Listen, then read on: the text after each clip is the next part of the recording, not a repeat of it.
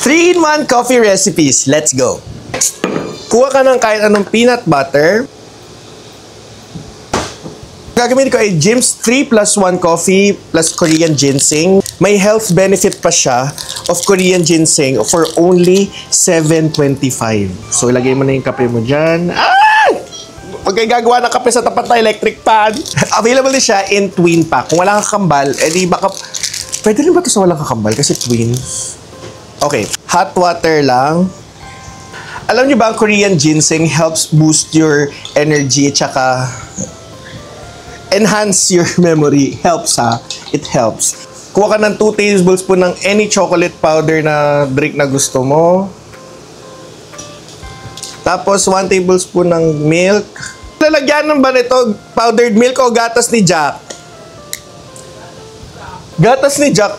Pahingi ako ha. Pwede ba yun? Kahit anong gatas na powdered milk, lagyan nyo lang.